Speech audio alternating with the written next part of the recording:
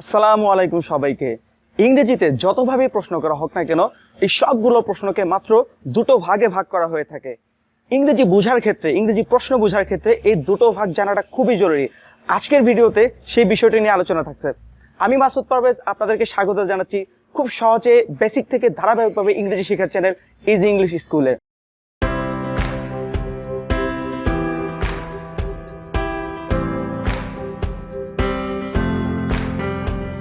তো চলুন তাহলে দেখে নেওয়া যাক কি সেই দুই প্রকার প্রশ্ন। বন্ধুরা, কোনো কিছু জানার জন্য প্রশ্ন করা হয়ে থাকে, যেমন আপনার নাম কি রাশেদ, আপনি কোথায় থাকেন, আপনার বাবার নাম কি। একটা বিষয় খেয়াল করে দেখুন যে এইভাবে যত প্রশ্নই করা হোক না কেন, আপনি প্রশ্নগুলোর উত্তর হয়তো হ্যাঁ বা না দিয়ে দিবেন, অথবা হ্যাঁ না ব্যতীত বর্ণনামূলক কোনো তথ্য দিয়ে দিবেন। একটু ক্লিয়ার করা যাক। যেমন ধরুন, আপনাকে কেউ জিজ্ঞাসা করলো আপনার নাম কি রাশেদ। এখন আপনার নাম যদি রাশেদ হয়ে থাকে তাহলে আপনি কি বলবেন? হ্যাঁ, আমার নাম রাশেদ, বা শুধু হ্যাঁ বলবেন। আর যদি আপনার নাম রাশেদ না হয়ে থাকে তাহলেও বলবেন না, আমার নাম রাশেদ না, বা শুধু না বলবেন। কেউ আপনাকে বলল আপনি কোথায় থাকেন, ধরুন আপনি ঢাকায় থাকেন, তাহলে উত্তরে কি বলবেন? যে আমি ঢাকায় থাকি, বা শুধু ঢাকা বলবেন। এখানে কিন্তু হ্যাঁ না বলবেন না, কারণ এখানে হ্যাঁ না বলার কোনো কারণ নেই। আবার আপনাকে কেউ বলল আপনার বাবার নাম কি, ধরুন আপনার বাবার নাম হচ্ছে বেলাল, তাহলে উত্তরে কি বলবেন? আমার বাবার নাম বেলাল, বা শুধু বেলাল। এখানেও কিন্তু হ্যাঁ না বলার কোনো কারণ বা সুযোগ নেই।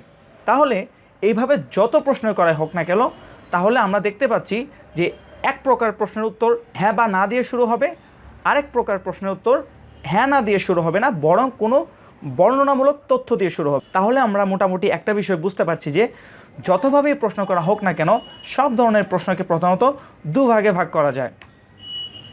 একটা হচ্ছে প্রশ্ন পদ্ধতি 1 বা প্রশ্ন পদ্ধতি 1, যেটার উত্তরে অবশ্যই হ্যাঁ বা না থাকবে।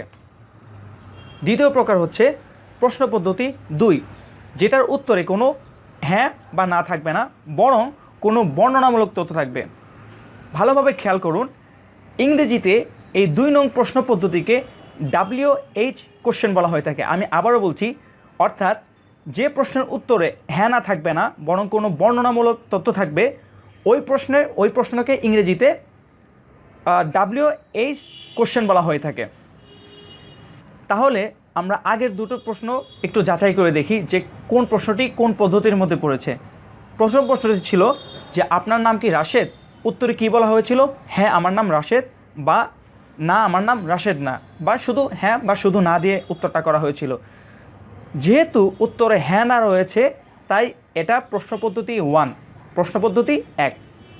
আবার শেষের প্রশ্নটা ছিল এরকম, আপনার বাবার নাম কি, অর্থাৎ বাবার নামটা জানতে চাওয়া হয়েছিল। এখানে হ্যাঁ নার কোনো অপশন নেই, উত্তরে বলা হয়েছিল আমার বাবার নাম বেলাল, বা শুধু বেলাল। এখানে যেহেতু উত্তরে হ্যাঁ বা না নেই, তাই এটা প্রশ্ন পদ্ধতি হচ্ছে 2। এখানে একটা জিনিস ভালোভাবে খেয়াল করুন, যে প্রশ্নের উত্তর হ্যাঁ বা না দিয়ে শুরু হয়, বাংলায় সে প্রশ্নে রসিকারযুক্ত কী ব্যবহার করা হয়। আবারও বলছি, যে প্রশ্নের উত্তর হ্যাঁ বা না দিয়ে শুরু হয়, বাংলায় সেই প্রশ্নের মধ্যে রসিকারযুক্ত কী ব্যবহার করা হয়। এবার শেষের প্রশ্নটা একটু খেয়াল করুন, যে প্রশ্নের উত্তরে হ্যাঁ বা না নেই, যেমন ধরুন এখানে আমার বাবার নাম হচ্ছে বেলাল, এই প্রশ্নের উত্তরে হ্যাঁ বা না দিয়ে শুরু হয়নি, বা হ্যাঁ বা না নেই, এই প্রশ্নের বাংলায় যে কীটা ব্যবহার করা হবে সেটা হচ্ছে দীর্ঘ ইকারযুক্ত কী। অনেকেই এই দুটার মধ্যে একটু তালগোল পাকিয়ে ফেলে যে কোনটা রসিকারযুক্ত কী আর কোনটা দীর্ঘ ইকারযুক্ত কী, এটা পার্থক্য করতে পারে না। তো এই বিষয়টা একটু ক্লিয়ার হয়ে নিন। তো বন্ধুরা, এতক্ষণ যা শিখলাম তার একটা সামারি বের করি। প্রধানত দুভাবে প্রশ্ন করা হয়। প্রশ্ন পদ্ধতি 1, যেটার উত্তর অবশ্যই হ্যাঁ না থাকবে, এবং বাংলায় এই প্রশ্নে রসিকার ব্যবহার করা হয়। দ্বিতীয় প্রকার হচ্ছে প্রশ্ন পদ্ধতি 2, যেটার উত্তরে হ্যাঁ না ব্যবহার করা হয় না, বরং কোনো বর্ণনামূলক তথ্য থাকে। এবং ইংরেজিতে 2 নং প্রশ্ন পদ্ধতিকে WH কোশ্চেন বলা হয়ে থাকে। তো বন্ধুরা, এই ছিল আমাদের আজকের লেসন।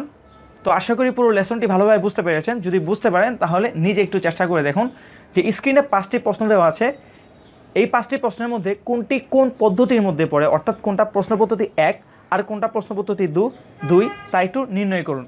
উত্তরগুলো অবশ্যই কমেন্ট সেকশনে লিখে জানাবেন, যেন আমরা আপনাদের উত্তরগুলো চেক করতে পারি।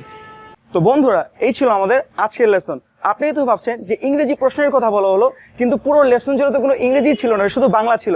হ্যাঁ বন্ধুরা, এটাই হচ্ছে আমাদের ইজি ইংলিশ স্কুলের বৈশিষ্ট্য এবং বিশেষত্ব। আমরা সবকিছুকে বাংলাতে বোঝানোর চেষ্টা করে থাকি। আপনার যদি এই বাংলা কনসেপ্টটা যদি ক্লিয়ার থাকে, তাহলে আপনি এটার উপরে ভিত্তি করে খুব সহজে ইংরেজিটাকে বুঝতে পারবেন। এবং শুধু তাই নয়, আমাদের অন্যান্য লেসনগুলো বুঝতেও আজকের লেসনটা অত্যন্ত অত্যন্ত জরুরি। তো বন্ধুরা, ভিডিওটি থেকে কিছু শিখতে পারলে লাইক দিতে ভুলবেন না, আর শেয়ার করুন আপনার বন্ধুদের সাথে, যেন তারাও উপকৃত হতে পারে। আর নতুন লেসনটি সবার আগে পেতে সাবস্ক্রাইব করে বেল বাটনটি ক্লিক করে আমাদের সাথেই থাকুন। দেখা হচ্ছে পরবর্তী লেসনে। আসসালামু আলাইকুম।